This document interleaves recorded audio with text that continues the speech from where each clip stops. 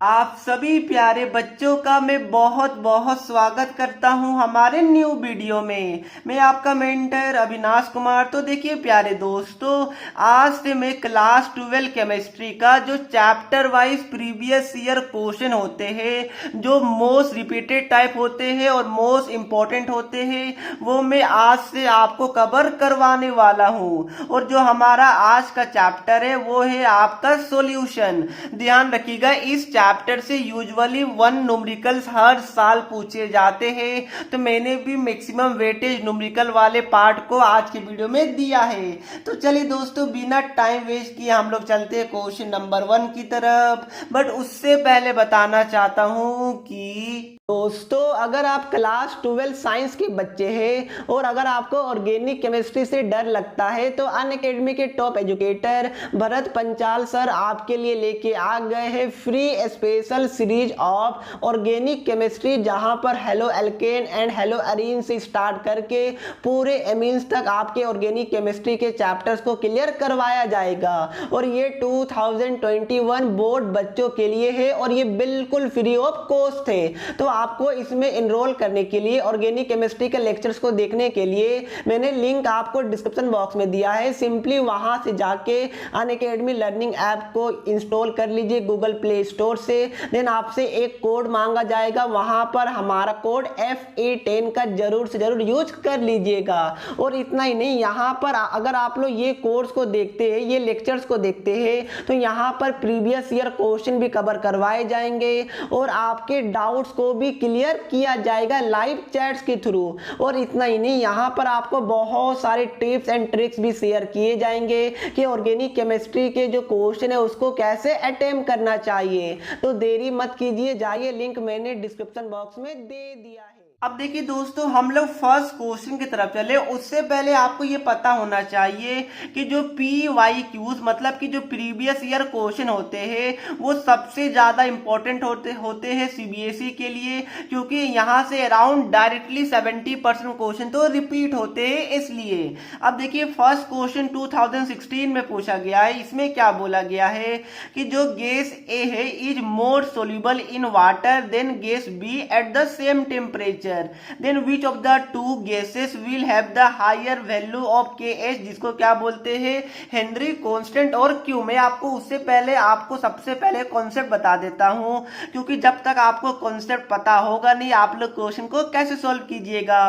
तो आपने Henrys loss पढ़ा होगा, ये न्यूमेरिकल्स नहीं है, तो उसमें आपको पता होगा जो हमारा KH है वो हमारा हेनरी कांस्टेंट होता है और ये हमारा सोल्यूबिलिटी के इनवर्सली प्रोपोर्शनल होता है। प्लीज दोस्तों, ये बात को ध्यान रखिएगा कि जो हेनरी कांस्टेंट होता है वो सोल्यूबिलिटी के इनवर्सली प्रोपोर्शनल होता है। ठीक है, अब ये वाले क्वेश्चन को देखिए तो क्या बोला जा रहा है कि जो गैस ए है ये मोर सोल्यूबल है देन गैस बी, मतलब गैस ए का सोल्यूबिलिटी ज्यादा दिया हुआ है। तो आपको क्या बोला है कि गैस ए और गैस बी में किसका KH मतलब कि हेनरी कांस्टेंट ज्यादा होगा। तो किसका होगा बताइए, गैस बी का होगा, क्योंकि अगर सोल्यूबिलिटी कम होगा तो आपका KH मतलब कि हेनरी कांस्टेंट क्या होगा, ज्यादा होगा। तो पहले वाले क्वेश्चन का आंसर क्या हो जाएगा, गैस बी। ऐसा क्यों होगा, यहाँ पर वाई पूछा गया है, तो आप लोग ये रिलेशन को बता दीजिएगा। ये आपका एक्सप्लेनेशन है, आंसर गैस बी होगा। और रीजन क्या होगा कि जो KH है वो इनवर्सली प्रोपोर्शनल टू सोल्यूबिलिटी है। आई होप दोस्तों ये चीज को आप लोग याद रखिएगा। अब देखिए दोस्तों, ये हमारे लिए सेकेंड क्वेश्चन है और यहाँ से न्यूमेरिकल पार्ट स्टार्ट होता है। प्लीज ध्यान से देखिएगा, मैं आपको सभी न्यूमेरिकल का फॉर्मूला के साथ आपको सभी चीज एक्सप्लेन करूंगा। इसमें क्या बोला गया है कि a solution containing 50 gram urea, जिसका molecular mass 60 gram per mole दिया हुआ है, per mole of solution in water has the same osmotic pressure isotonic as the solution of glucose, जिसका molecular mass 180 gram per mole दिया हुआ है in water. तो आपको क्या बोला गया, मास ऑफ ग्लूकोज निकालने के लिए बोला गया है। तो आप देखिए, मैं आपको यहाँ पर सबसे पहले बता देता हूं कि ये आइसोटोनिक वर्ड का यूज किया गया, वो क्या होता है। तो अगर कोई एक सॉल्यूशन दूसरे सॉल्यूशन के साथ आइसोटोनिक है और यहाँ पर उसका मतलब क्या हो गया, अगर हम लोग ऑस्मोटिक प्रेशर को, जो आपकी NCERT पाई से डिनोट करती है, तो दोनों का जो हमारा ऑस्मोटिक प्रेशर होता है मतलब कि π1 = π2 होता है। ये बात को बिल्कुल ध्यान रखिएगा, मैंने बहुत इंपॉर्टेंट चीज आपको बता दिया और आई होप दोस्तों ये चीज आपको पता होगा। अगर आइसोटोनिक होगा दो सॉल्यूशन मतलब कि दोनों का ऑस्मोटिक प्रेशर आपस में इक्वल होता है। तो आप देखिए आपको क्या बोला गया कि मास ऑफ ग्लूकोज निकालने के लिए बोला गया है और मास ऑफ यूरिया आपका दिया हुआ। तो देखिए कैसे निकालेगा बताइए, मैंने बताया तो आपका कंडीशन के हिसाब से क्या हो जाएगा कि पाई ऑफ यूरिया ये हमारे किसके इक्वल हो जाएगा, पाई ऑफ यहाँ पर ग्लूकोज। ठीक है, पाई क्या होता है, ऑस्मोटिक प्रेशर होता है। और यहाँ पर ध्यान रखिएगा ऑस्मोटिक प्रेशर का जो फॉर्मूला होता है वो CRT या फिर आप लोग MRT भी लिख सकते हैं। यहाँ पर M और C क्या है, कंसंट्रेशन मोलेरिटी है। तो आई होप दोस्तों इसको आप लोग याद रखिएगा। तो देखिए इसका फॉर्मूला क्या होता है, MRT से मैं लेके चलूंगा, आपकी NCERT आई थिंक CRT लिखती है, कोई बात नहीं एक ही बात है। तो यहाँ पर क्या हो जाएगा MRT, ये भी क्या हो जाएगा MRT होगा, सेम टेम्परेचर पे हो रहा है। देखिए टेम्परेचर का यहाँ पर कहीं पर बात भी नहीं कर रहा है तो ऑब्वियसली टेम्परेचर सेम ही होगा। ये कटा R हमारा गैस कांस्टेंट ये भी गया, तो क्या बच गया, इसको मैं M1 लिखता हूं, इसको मैं M2 लिखता हूं, तो M1 is equal to M2 आ गया। अब मोलरिटी का फॉर्मूला आपको पता होगा क्या होता है, number of moles of solute by volume of solution in litre होता है और यहाँ पर भी सेम ही हो जाएगा। अब देखिए दोस्तों यहाँ पर क्या गिवन है, यहाँ पर यूरिया के लिए भी पर लीटर है और यहाँ पर ग्लूकोज के लिए भी 1 लीटर है, मतलब दोनों 1-1 दिया हुआ है, इसलिए हमारा वॉल्यूम 1-1 है। तो ये तो हमारा वैसे ही उड़ गया, तो क्या बच गया N1 is equal to N2 बच गया। यहाँ पर number of moles of urea क्या हो जाएगा बताइए, given mass by molar mass. तो यूरिया का मास गिवन 15 है, मोलर मास आपका 60 गिवन है, तो क्या हो जाएगा बताइए 50/60 हो जाएगा। N2 क्या, number of moles of glucose. तो यहाँ पर क्या है,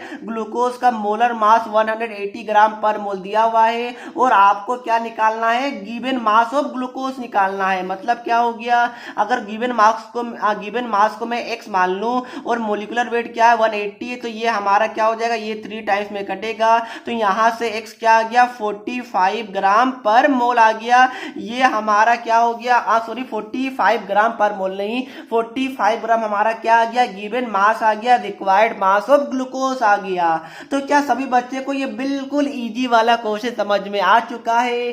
कोई बच्चे को थोड़ा सा भी डाउट हुआ? आई होप दोस्तों आपको समझ में आ गया होगा। अब देखिए दोस्तों ये हमारे लिए थर्ड क्वेश्चन है और हाँ पिछला वाला क्वेश्चन 2020 में भी पूछा गया था। अब देखिए ये वाला क्वेश्चन 2015 में आया है।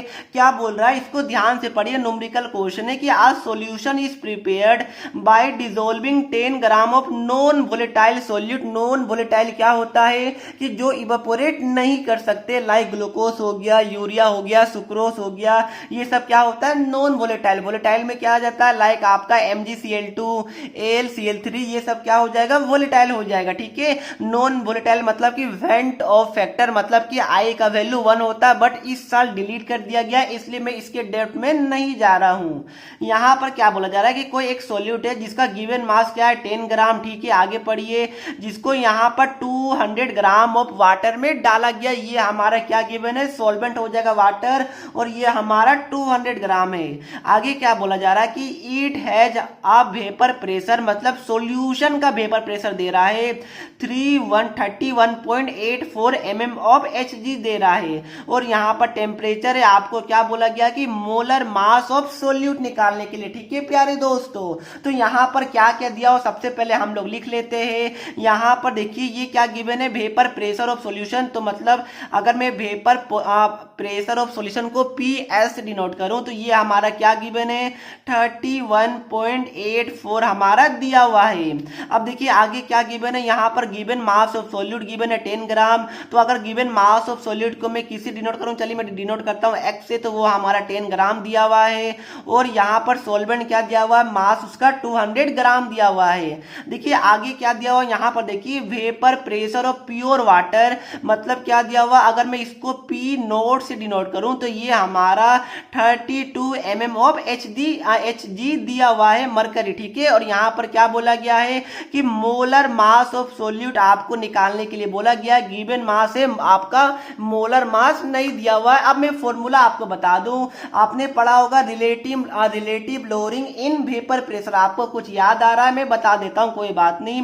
देखिए मैं आपको सबसे सिंपलेस्ट फॉर्मूला बताता हूं जो कैलकुलेशन में आपका बहुत ज्यादा हेल्प करेगा।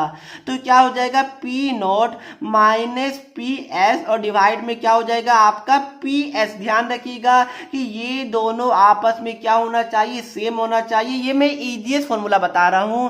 और ये हमारा क्या हो जाएगा, equal to number of moles of A by number of moles of B हो जाएगा। ये हमारा सिंपलेस्ट कैलकुलेशन वाला फॉर्मूला है for relative lowering in vapour pressure, जहां पर पी नोट क्या है, आप लोग बोल सकते हैं स्टैंडर्ड वेपर प्रेशर या फिर vapour pressure of pure water भी बोल सकते हैं इस केस में। और कभी कभी वाटर की जगह बेंजीन में रहता है, जो सॉल्वेंट है वो हमारा यहां पर आ जाएगा। तो स्टैंडर्ड वेपर प्रेशर या फिर प्योर भी बोलिएगा तो बात एक ही है, वो हमारा पी नोट है। पी एस क्या है, वेपर प्रेशर ऑफ सॉल्यूशन है। पी एस भी वेपर प्रेशर ऑफ सॉल्यूशन है। एन ए क्या है, number of moles of non volatile solute हो गया। और एन बी क्या है, number of moles of solvent हो गया। ठीक है प्यारे दोस्तों, अब कुछ भी नहीं, बस फॉर्मूला लगाइए। पी नोट क्या है, यहाँ पर 32 दिया हुआ है। पी एस मतलब कि सॉल्यूशन का वेपर प्रेशर 31.84 गिवन है। फिर आपका नीचे भी वही आ जाएगा, 31.84 ही आ जाएगा। इज इक्वल टू क्या हो जाएगा बताइए, नंबर ऑफ मोल्स ऑफ ए मतलब कि नॉन वोलेटाइल सोल्यूट के लिए। ठीक है मैं बता देता हूं, ये नॉन वोलेटाइल सोल्यूट के लिए ये हमारा नंबर ऑफ मोल्स है, ये ध्यान रखिएगा। और ये वाला हमारा सॉल्वेंट के लिए, प्लीज दोस्तों इसको ध्यान रखिएगा। ये क्या है, हमारा प्योर वाटर बोल सकते हैं या फिर स्टैंडर्ड वेपर प्रेशर, और ये वेपर प्रेशर ऑफ सॉल्यूशन के लिए है। अब देखिए यहां से नंबर ऑफ मोल्स ऑफ ए मतलब कि नॉन वोलेटाइल सॉल्यूट, ये हमारा 10 ग्राम है। मोल्स का फॉर्मूला क्या होता है, गिवन मास जो कि 10 है। मोलर मास ही तो हमें निकालना है, तो उसको मैं वाई मान लेता हूं। फिर डिवाइड में क्या हो जाएगा, number of moles of solvent मतलब कि यहां पर क्या हो जाएगा, given mass of water by molar mass of water. तो ये हमारा 200 दिया हुआ है, बाई क्या हो जाएगा 18। वाटर क्या होता है, H2O होता है, इसका मोलर मास कितना होता है 18 ग्राम होता है। ठीक है प्यारे दोस्तों, तो ये हमारा आ गया। अब तो ये कैलकुलेशन है, यहां से आप लोग सॉल्व कीजिएगा। आपका y का वैल्यू मेरे हिसाब से 180 ग्राम के आसपास आएगा। एक बार आप लोग सॉल्व कर लीजिएगा, और 180 ग्राम अगर आता है तो मतलब क्या हो जाएगा, ग्लूकोज है। ठीक है, वो आपसे पूछा नहीं गया, मैं आपको एडिशनल बता दे रहा हूं। आपको क्या करना, y कैलकुलेट करना। ये आपका अप्रोक्सीमेटली 180 ग्राम के आसपास आ जाएगा। कैलकुलेशन है, आप लोग सॉल्व कर लीजिएगा। तो आई होप दोस्तों ये वाला क्वेश्चन भी आपको अच्छे तरीके से समझ में आ गया होगा। अब देखिए दोस्तों, ये हमारे लिए क्वेश्चन नंबर 4 थे, और ये वाला क्वेश्चन भी प्रीवियस ईयर में पूछे जा चुके, इंपॉर्टेंट है। इसी टाइप का क्वेश्चन आपके बोर्ड में पूछा जाएगा। ठीक है, बस डेटा चेंज कर दिया जाएगा, कभी यूरिया कभी ग्लूकोज, यही सब चेंज किया जाता है, बाकी सब कुछ आपका सेम रहता है। क्वेश्चन पढ़िए क्या बोला जा रहा है, एक बार आप लोग ध्यान से पढ़िए क्वेश्चन को। ठीक है, 1 मिनट टाइम लीजिए, आप लोग खुद से पढ़िए। तो आई होप दोस्तों आप सभी ने खुद से पढ़ के एक बार कम से कम समझने का या फिर ट्राई करने का कोशिश किया होगा। यहाँ पर क्या बोला जा रहा है कि आज सॉल्यूशन ऑफ ग्लिसरॉल मतलब क्या हो गया, फॉर्मूला दे दिया गया। इसका क्या होता है CH2OH, फिर आपका CHOH, फिर आपका CH2OH, यही हमारा क्या होता है, ग्लिसरॉल होता है। ये आपको पता होगा, नहीं भी पता है कोई बात नहीं, जरूरत भी नहीं है, क्योंकि यहाँ पर तो ये दे ही दिया गया है कि इसका क्या होता है फॉर्मूला C3H8O3। यहां से देख लीजिए, हाइड्रोजन 3 है, यहां पर हाइड्रोजन 2 है तो 5 हो गया, यहां पर 3 है तो 8 हो गया, ऑक्सीजन 3 है वही आ गया। अब देखिए क्या बोला जा रहा है, इसका आप लोग मोलिकुलर मास निकाल लीजिए। तो कैसे निकालिएगा, एक कार्बन का 12 होता है तो 12 × 3 36 हो गया, प्लस एक हाइड्रोजन का 1 होता है तो ये 8 हो गया, 3 ऑक्सीजन एक का आपका 16 होता है तो ये हमारा 48 हो गया। ये हमारा कितना आ गया बताइए, 44 और 48, ये हमारा 92 ग्राम आ गया। तो ये हमारा molecular mass mass of glycerol आ गया। आई होप दोस्तों आपको निकालने आता होगा। आगे क्या बोला जा रहा है कि was prepared by dissolving some glycerol in 500 gram of water. ये हमारा सॉल्वेंट है और ये हमारा क्या है, सॉल्यूट है। अब देखिए आगे क्या बोला जा रहा है कि this solution has a boiling point of 100.42 degree Celsius. ठीक है, इसका सॉल्यूशन का ध्यान रखिएगा। बॉइलिंग पॉइंट ऑफ क्या दिया हुआ है, आपका सॉल्यूशन दिया हुआ है, कितना दिया हुआ सर जी, 100.42 आपका डिग्री सेल्सियस गिवन है। उसके बाद क्या बोला गया, आपको यहाँ पर what mass of glycerol was dissolve to make this solution, मतलब कि आपको गिवन मास ऑफ ग्लिसरॉल निकालना है। ठीक है, तो क्या क्वेश्चन हार्ड है, बिल्कुल हार्ड नहीं है। केबी का वैल्यू भी गिवन है, तो आपने पढ़ा होगा, क्या बताइए, एलिवेशन इन बॉइलिंग पॉइंट पढ़ा होगा। उसका फॉर्मूला क्या बोलता है, delta T B is equal to K B into small M. Small M क्या होता है, मोलेलिटी होता है। ठीक है, मतलब कि number of moles of solute by mass of solvent in KG होता है। ये बात को आप लोग ध्यान में रखिएगा। तो यहाँ पर केबी क्या गिवन है, 0.512 गिवन है, तो इसको सिंपली आप लोग लिखिए 0.512। मोलेलिटी का फॉर्मूला क्या होता है, मैंने आपको बताया, मोलेलिटी का फॉर्मूला होता है number of moles of solute by mass of solvent in KG होता है। तो number of moles of solute कितना होगा, गिवन मास जो कि ग्लिसरॉल का हमें निकालना, उसको मैं x मान लेता हूं। मोलर मास ऑफ ग्लिसरॉल हमने निकाला जो कि 92 आया है। अब देखिए मास ऑफ सॉल्वेंट मतलब कि क्या हो जाएगा, इन केजी है। ठीक है ना, तो ये हमारा क्या हो जाएगा, यहाँ पर गिवन है 500 ग्राम गिवन है, तो ग्राम गिवन है, इसको केजी में कन्वर्ट कीजिए, तो बाय 1000 से आप लोग डिवाइड कर दीजिए। अब क्या होगा बताइए, यहाँ से क्या आ जाएगा, डेल्टा टीबी आ जाएगा। तो यहाँ से इसको थोड़ा सा आप लोग सॉल्व कीजिएगा, तो क्या आएगा, ये हमारा 2 टाइम्स में कटेगा और ये 2 हमारा क्या आ जाएगा, ये 2 भी हमारा इससे कटी जाएगा, कितना बार में, 46 टाइम्स में कटेगा। तो हमारा डेल्टा टीबी क्या आ गया बताइए, 0.512 इंटू एक्स बाय हमारा 46 आ गया। क्या यहाँ तक कोई बच्चे को डाउट है, नहीं होना चाहिए। अब बताइए यहाँ से हमें क्या करना है, x का वैल्यू निकालना है, मतलब कि गिवन मास ऑफ ग्लिसरॉल हमें निकालना है। अब देखिए डेल्टा टीबी, ध्यान रखिएगा, जो हमारा ये टीबी दिया हुआ, ये यहाँ पर डेल्टा टीबी नहीं है, ये हमारा एलिवेशन इन बॉइलिंग पॉइंट नहीं गिवन है। प्लीज बच्चे यहाँ पर कंफ्यूज होते, आप कंफ्यूज मत होइएगा। देखिए डेल्टा टीबी इसको बोलते हैं एलिवेशन इन बॉइलिंग पॉइंट, और इसका फॉर्मूला क्या होता है, टीबी ऑफ आपका सॉल्यूशन माइनस आपका बॉइलिंग पॉइंट ऑफ क्या होता है, सॉल्वेंट। ठीक है प्यारे दोस्तों, और आपको पता होगा बॉइलिंग पॉइंट ऑफ सॉल्वेंट मतलब कि इस केस में वाटर है, तो बॉइलिंग पॉइंट ऑफ आपका प्योर वाटर कितना होता है, 100 डिग्री सेल्सियस होता है। प्लीज इस चीज को ध्यान रखिएगा। तो यहाँ पर सॉल्यूशन का क्या गिवन है, 100.42 डिग्री सेल्सियस गिवन है। यहाँ पर आपका बॉइलिंग पॉइंट ऑफ वाटर क्या होता है, 100 डिग्री सेल्सियस होता है। तो ये हमारा 0.42 आ गया। अब कुछ बच्चे बोलेंगे सर आपने केल्विन में क्यों नहीं किया, तो देखिए केल्विन में कीजिएगा तो यहाँ पर भी 273 ऐड करना पड़ेगा, यहाँ पर भी 273 ऐड करना पड़ेगा, बट जो डिफरेंस होगा वो तो सेम ही आएगा, इसलिए डिफरेंस हमारा क्या आ गया, 0.42 आ गया। आई होप दोस्तों ये चीज समझ में आपको आया होगा। तो डेल्टा टीबी की जगह 0.42 आप लोग पुट कीजिए, फिर वापस ये कैलकुलेशन बच गया। अब यहाँ से एक्स का वैल्यू क्या आप लोग नहीं निकाल पाएगा, आराम से निकाल पाएगा, जो भी आएगा वो हमारा क्या हो जाएगा, आंसर हो जाएगा। तो देखिए कहीं पर कैलकुलेशन में गलती हुआ होगा तो माफ कर दीजिएगा, क्योंकि कैलकुलेशन में गलती हो जाता है, बट मेन चीज क्या है, कॉन्सेप्ट, और आई होप दोस्तों वो आपको समझ में आया होगा। तो देखिए दोस्तों ये जो मैंने आपके साथ 4 क्वेश्चन में से 3 न्यूमेरिकल क्वेश्चन डिस्कस किया, इससे बाहर आपका इस चैप्टर से कोई भी न्यूमेरिकल्स नहीं पूछे जाते हैं। तो जो मैंने फॉर्मूला बताया उसको आप लोग ध्यान में रखिएगा और आपका सारा न्यूमेरिकल इस चैप्टर से हो जाएगा। तो अब आपके लिए एक होमवर्क क्वेश्चन है। क्या है क्वेश्चन सर जी, कि आपको रोल्स लॉ का डेफिनेशन बताना है, ठीक है ना प्यारे दोस्तों। तो रोल्स लॉ होता क्या है उसका डेफिनेशन बता दीजिए या फिर फॉर्मूला ही बता दीजिए, जो आता है वो आप लोग मुझे कमेंट करके बता दीजिएगा। देखते हैं कि कितने बच्चों ने ये वाले चैप्टर को पढ़ा होगा, क्योंकि अगर आपने सॉल्यूशन चैप्टर को पढ़ा होगा तो रोल्स लॉ तो आई होप दोस्तों आप सभी को पता ही होना चाहिए। तो चलिए दोस्तों ये वीडियो को मैं यहीं पर पर समाप्त करता हूँ। अगर वीडियो अच्छी लगी तो वीडियो को लाइक करिएगा। अगर आपको इस सीरीज का नेक्स्ट वीडियो बहुत जल्द चाहिए तो प्लीज वीडियो को लाइक और चैनल को सब्सक्राइब करना नहीं भूलिएगा। तो मिलते हैं नेक्स्ट वीडियो में, तब तक के लिए पढ़ते रहिए। जय हिंद, जय भारत।